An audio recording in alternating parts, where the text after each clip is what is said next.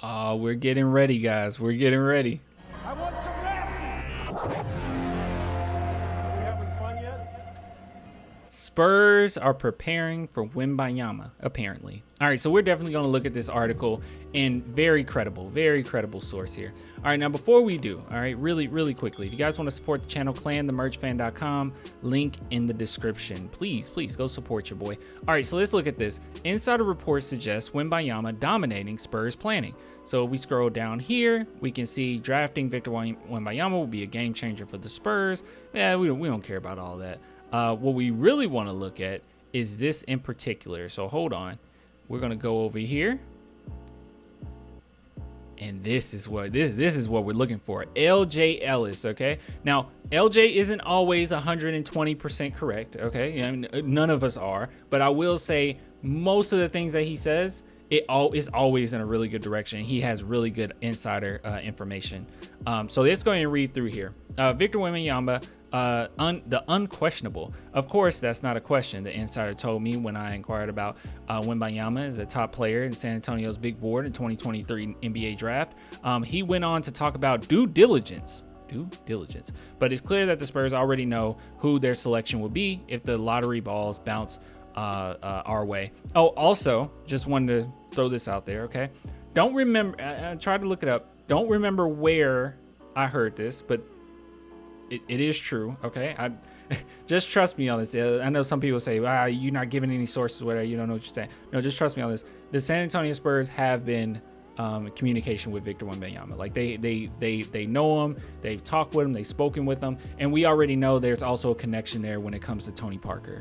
Tony Parker knows him as well. So the Spurs are all in that, okay? They pause. They're all they are though. But moving on, defining Victor Wembanyama, he's a 7'5" guard. The Spurs insider told me he can create offense. You can play through him. He can also move his feet and block shots like a young Ralph Sampson or a young David Robinson. Whoa. He continued, you play him at the 4 early on. Down the line, you leave the door open for him playing outside or him becoming a center. But to give him space to grow and protect his body, he's 4 to begin with. Okay, so the San Antonio Spurs, as it stands right now, they're going to start, if we can get Victor Wembanyama, they're going to start off with him at 4. I don't really see a true reason to put him at 5, especially with his playing style. You can, but I don't see a big reason to. But moving on. Vic-related roster moves. All right, so let's read through this. While he didn't directly answer the question, the Spurs insider hinted that part of the reasoning behind the DeJounte Murray trade in the offseason was the looming prize of Wembanyama in the 2023 draft. Obviously, we all made an inference about this, that the San Antonio Spurs are going to tank, and tanking would mean getting the best player. And in order to tank, you're going to have to get rid of a player that's a decent player, but not necessarily someone that's going to make you that much better. DeJounte Murray only made us mediocre. We needed to blow the whole thing up. So yes, that makes complete sense. On top of it, him not necessarily fitting the timeline of this new rebuild. But moving on. Yak is the type of... Oh, wait. Hold on. Interestingly, there's an even more direct connection between Jakob Poeltl and Wembanyama. So just listen to this. Yak is the type of center you want next to Vic. He's unselfish. He can defend inside and out, and you can shoulder the load in the middle. So me personally, I don't think Jakob Poeltl will be here too much longer. I think it's going to be some deals that the Spurs is going to be really hard for the Spurs to pass up on, but that's just my take. But you're going to need somebody like Jakob obviously to go with Vic, but I think Bassey would suffice. But that's just me. Dating back to last season, and I'm not saying Jakob's better than Bass, he's not, but yeah. Dating back to last season, the Spurs have fielded offers for Poeltl on the trade market, but the insider says the Spurs are reluctant to trade Poeltl due to his potential fit next to Wembanyama. I feel like that would be a missed opportunity, in my opinion. Now, you know, I don't like I said, I don't agree with every single thing that the Spurs have to say or Spurs insiders have to say. This is just to talk about, you know, where their mind is at. I don't necessarily agree with that though. Me personally, I think that if you put all your eggs in one basket when it comes to tanking, okay? Try to be the worst possible team you can. I'm completely with that. I completely agree with that. That is perfectly fine. But I wouldn't necessarily keep players based on, when we start talking about percentages, that 14% chance of getting Wembanyama. I wouldn't keep Pirtle because of that necessarily, especially if something's on the table where you can really grow your future even better. But with that being said, Jakob Pirtle will fit with any player that you bring to the table. So yeah. San Antonio's current starting power forward is rookie Jeremy Sochan. Bro, what if we move Sochan up? What if we moved him up? The insider doesn't believe drafting Wembenyama would negatively impact Sochan's future with the team. You play them together. They're both smart. They'd figure it out. Jeremy would just play on the ball more.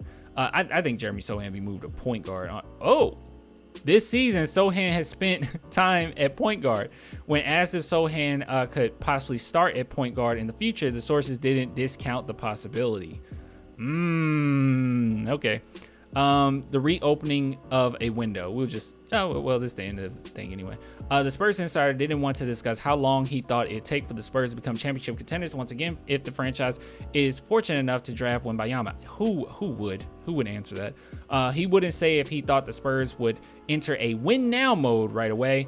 You do not do that, okay? Just my take. If you get Wembanyama, it's not necessarily a win now mode. I don't think you just go 120% in on that just because you got Wembanyama, okay? But then again, I don't know if you necessarily have to, especially when you look at the Atlanta Hawks, and if they start to fall apart in the next couple of years, we'll have their picks anyway. And if they're worse than us, then we can just switch picks in 2026. So it probably won't matter. But he didn't affirm that the organization hopes Pop will continue to coach the team if the Spurs win the draft lottery. Wait. Oh, he did confirm. Okay. I hope I read that right. Yes. 1, 2, 5 more years, he said with a laugh, but he'll decide that like he always does. It'll be months before the Spurs learn their lottery fate. In the meantime, the front office will continue to plan and dare to dream about a future starring one Victor Wembanyama. Yeah, really good information we got here. So what do we got here? What do we break it down? It also says the Tim Duncan blueprint. What do we take from this? Well, the things that I take from this is, number one, the San Antonio Spurs see him as a player that would be moved to the 4. Also, they don't necessarily believe that he will tamper with Jeremy Sochan's development. They'll probably just move Jeremy Sochan to a point guard. And on top of it, they see Victor Wembanyama as almost a David Robinson type build. Also, Jakob Pirtle. So Jakob Pirtle, it seems as if the Spurs are really reluctant to move him, and they're going to have to get some really good stuff in return, which we've already heard that apparently the Spurs want Moody and a couple picks. I would take Wiseman in a couple picks, but that's just me. And either way, as long as we get those 2 picks, I'll be happy. But I'll get with you guys later, man. If you want to support the channel, as always, clanthemerchfan.com, link in the description, or become a Patreon YouTube member. Only $2 per month. Thanks for all the love. Until next time.